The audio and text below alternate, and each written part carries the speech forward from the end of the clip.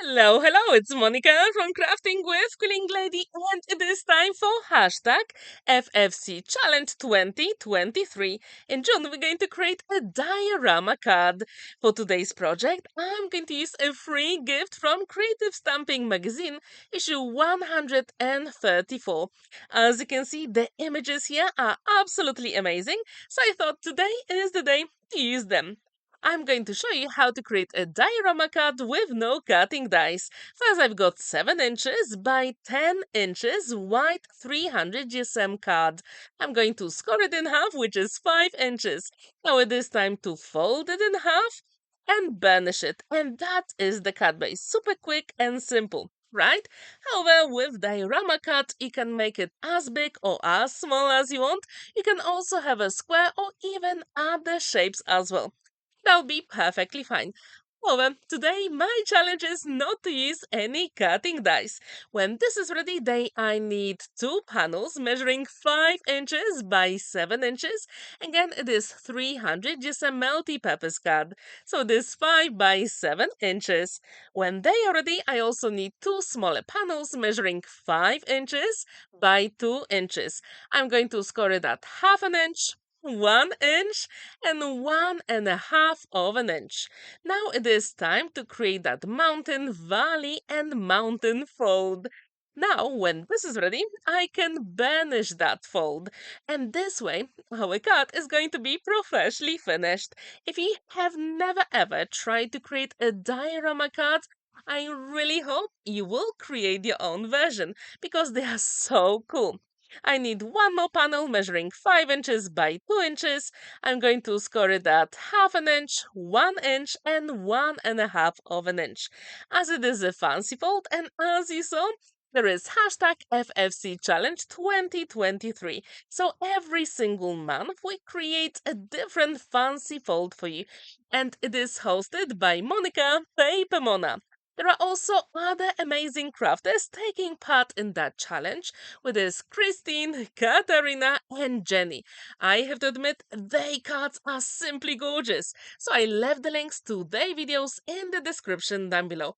I also left the link to our Facebook group where you can share your makes there. Now I'm going to use my Color Your World collection, and I decided to use that design paper for my first background. So I created a panel measuring 6.75 by 4.75 inches. Again, it is 6.75 by 4.75 inches. Now I'm going to place it at the front of my card. When this is ready, then I need to decorate 2 panels. But before I do it, I'm going to put the sides. I'm going to use my scissors to cut the excess on the edges. And this will make your job easier when you put those 2 rectangles measuring 5 by 7 inches. So I'm going to repeat the process with the other amazing dimensional panel. And when they are ready, then I had a look at my stash again, and from my Color Your World collection, I chose 2 other design papers. If you like this collection that I designed, I left the link in the description down below so you can check it out. So now, I'm going to adhere those side panels. I'm going to start with the bottom flap first. However, I'm going to make this slightly smaller. So when these elements are ready, I'm going to use my liquid glue because I do have time to maneuver the elements. And this is really cool. And what's really good about diorama cut, you can use any theme. But I really wanted to use those stamps from Creative Stamping Magazine. They are just so much fun to use for any project. And today I really wanted to create something really cool. Do you have that Creative Stamping Magazine, issue 134? If you do, what did you use those stamps for? Please let me know in the comments down below.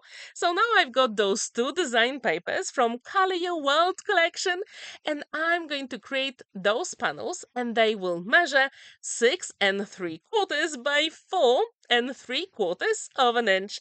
So again, those 2 design papers measure 6.75 by 4.75. As you can see, I'm applying my liquid glue literally all over the panel. And this is very crucial because I'm going to use a craft knife later on. The challenge here was not to use any cutting dice. At least that was my own personal challenge. And I really wanted to create something very unique. And yes, you can do it even without cutting dice. So when those two panels are ready, I put them to the side to dry for about 5 minutes. You really have to make sure the glue is set before you use a craft knife on it.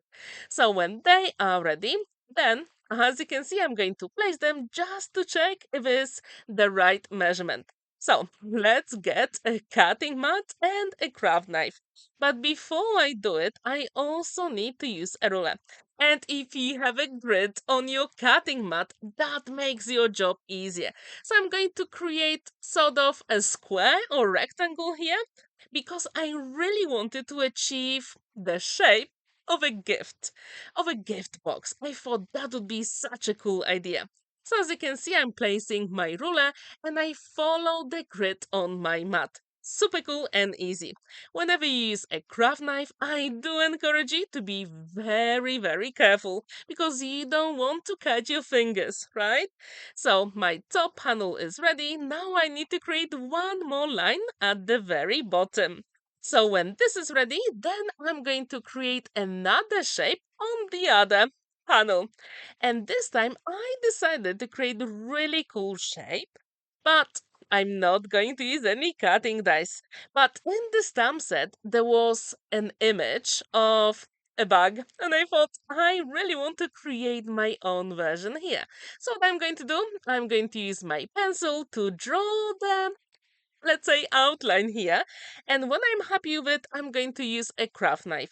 And what's really good about using a pencil, you can always erase those lines, which I think it is super, super cool. So now I'm going to follow my pencil lines and I can always make some adjustments, which I really, really like. And as you can see, I've got the handle at the top and I'm going to leave a small gap between it and also the back at the bottom. So when you create your stencils, your own stencils, that is called bridge. Especially when you do some graffiti. And that's what I wanted to do here. I didn't want to have like only the silhouette of a bag. I really wanted to have a little bit of detail here as well. So now I'm following the outline here and my bag will be cut. Super cool, right? And you can always make some adjustments. Make it a little bit bigger or create another element as well. But you can also create anything you want, which is really, really cool. And if you have some nesting cutting dice, that will be amazing. And I know some of the crafters in this challenge already use some cutting dice. And if you really want to see them, and I do encourage you to do it, check all the links in the description down below. But I'm also going to leave those videos at the end of this one, so you can check them out. So now I'm going to start placing my panels here. But I thought there is not enough contrast on my panel, so I decided to use my Distress Oxide ink in Kish Flamingo color. It still doesn't give me that much dimension or contrast, so if you want, you can use anything from your stash to decorate your card, and you can use different colors. However, I really wanted to be monochromatic here. I'm going to put the glue on the third panel, on my side panels, and I'm going to attach that panel with the bag. Super cool, right? And again, you have to make sure the glue is set before you start applying the glue at the very front. So when this is ready, I'm going to burnish it a little bit. It really makes a difference. And then I can put the top panel. As you can see, we don't really see that rainbow effect here, but when you actually hold the card, you can see all the colors inside. From that beautiful stamp set collection, I decided to use those small macaroons. I colored them in using my alcohol markers and I fussy cut them. And what's really good about those stamps, you can use your scraps of white card, and that's exactly what I did. So I usually keep all those smaller white elements that I have left over from my previous projects, and then I use them for smaller stamps. So I do encourage you, you will do exactly the same, because that white card is such a good quality and it cannot go to waste, right? Now I'm going to place my front panel and the card will be nearly completed. But at this point I thought I need to embellish it a little bit more. And you saw that in the stamp collection from Creative Stamping Magazine there were lots of elements. So I decided to create those lipsticks. As you can see, I use different colors of pink, and I decided to create a number with them. Because why not? Nothing really stops you. So again, you can use your scraps to create those small embellishments, and they are just perfect. If you want, you can also use some double-sided foam adhesive for extra dimension. However, I really wanted to keep it as flat as I could, because even then, when you take it out from the envelope, you get all the dimension from the side panels. So as you can see, this card comes together really quickly. To be honest, to make it, it took me half an hour, which is not that long, especially for a fancy fold, right? So now I'm putting all those lipsticks to create number 0. And this card will be just perfect for birthdays. So if you do have that stamp set collection, have a play with the elements. Maybe you can create a different number or a first letter of your friend's name. Decisions, decisions, and you can use those elements to embellish literally any paper craft projects. I absolutely love those high heels, so I had to add them at the bottom. And I also created couple of cupcakes, and this one just had to be in the corner at the bottom to make sure the front panel looks like a present or gift box. I'm going to use a satin ribbon and I created a bow. I'm going to use my liquid glue again and I'm going to attach that ribbon with a bow at the very top. And you can also use hot glue and that will work perfectly fine. And now, decisions, decisions, you need a sentiment. And this stamp set collection has really cool happy birthday sentiment. So I thought I really have to use it on today's card. And I'm going to use my black waterproof ink from Spectrum Noir. It is my go-to because I always get the crisp image. So if you like fancy folds, click on that hashtag FFC Challenge 2023 and you will see all the other amazing projects other crafters have created. And if you'd like to take part in it, it is free. And you can create anything you want. You can also put it on your social media with that hashtag FFC Challenge 2023. And June is dedicated to diorama cards. And I really, really encourage you to join our Facebook group. Now the card is complete. There is plenty of space to write your message. It stands proudly on a flat surface and it folds flat. The only dimension here is actually the bow at the top.